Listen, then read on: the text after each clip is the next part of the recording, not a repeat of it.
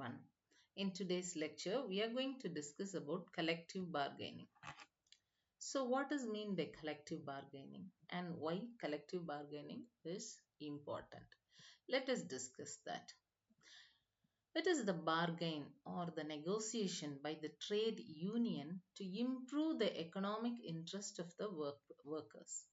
That is, see, suppose if an industry or an organization is there, and if a particular employee is having any issue, and if that issue was not being sorted by the HR of the industry or an organization, then they have the trade unions whom they negotiate for that particular employee or argue for that particular employee based on the laws, the rules and the regulations to maybe to protect them, maybe to get their rights for anything. Okay, so collectively they bargain. That is, as an union, they bargain for the employees to the for the welfare of the employees, to improve the quality of the employees, to protect the employees from being cheated by ownerships. So, for all these things, trade unions are there, whom they do collective bargaining. This is what is collective bargaining. Sometimes they negotiate with the owners, sometimes they threaten, or sometimes even they do strikes, sometimes even they go for rallies. So all these we have noticed in our day-to-day life. um, is it possible for engineers to be professionals dedicated to the highest ethical standard of professional conduct and loyal to their companies while simultaneously being members and supporters of an union? Think about that. Can we are professionals, and can we as engineers whom we are professionals whom we have to follow professional ethics, moral ethics, should be loyal to the companies. Can we support these kind of unions? So, see, John Kemper, he writes, professionalism holds that the interest of society and of the client are paramount. Unions or collective bargaining agents, they sometimes place economic interest ahead of those client or employees. See, sometimes initially the problem may seem like it's a single client problem or an employer problem, but actually it may be a social problem. Suppose, for example, let me consider that a gender um, uh, remuneration in gender, that is the inequality in gender. Suppose, for example, if a female and male both working in the same organization with the same designations are being unfairly paid, if the man is overpaid and if the lady is being underpaid, though they both do the same work, they work for the same timing duration and everything, if though it is same, and but even then if in the wages if a difference is being shown, then see, this is not a problem with a particular female employee.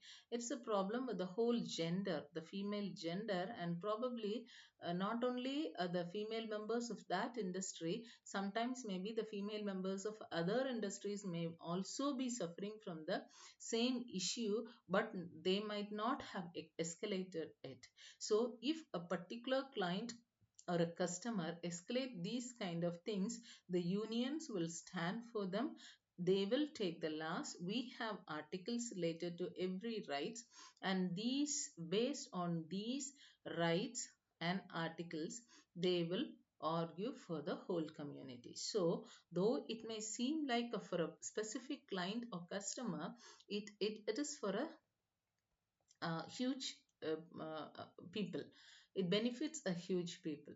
So for these kind of things, trade unions shows a great interest. And in the history, we have a lot of unions. We are aware of many unions. One is the American Federation of Labor. It's known to as Congress of Industrial Organization. So different organizations are there.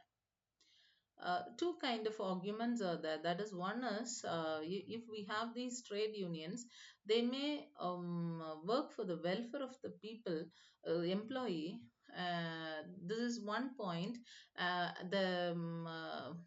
The owners, or the person who's owning an industry will suffer. This is one kind of opinion, and that is why many people were against the trade unions. But there are certain cases where the trade unions have supported the industry owners too.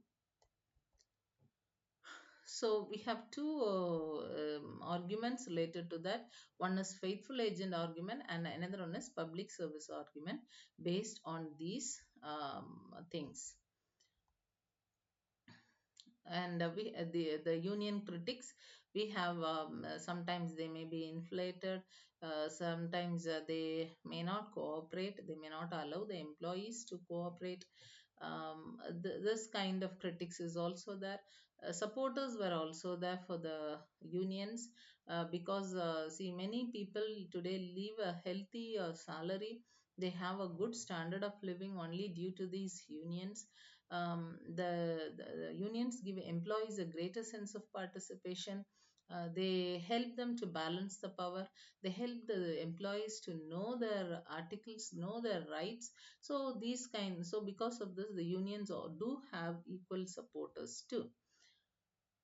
So this is one example of collective bargaining, where the workers have negotiated to reduce the work hours for 8 hours per day, because a normal human can work for 8 hours a day, and if they are overloaded, then obviously their health may issue.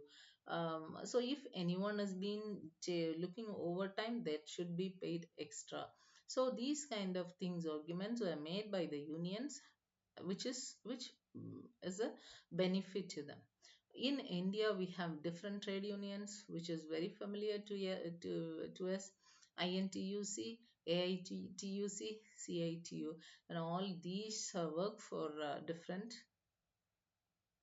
things. So people speak for the collective bargaining, as well as against the collective bargaining. But many people um, have benefited out of this collective bargaining. So thank you.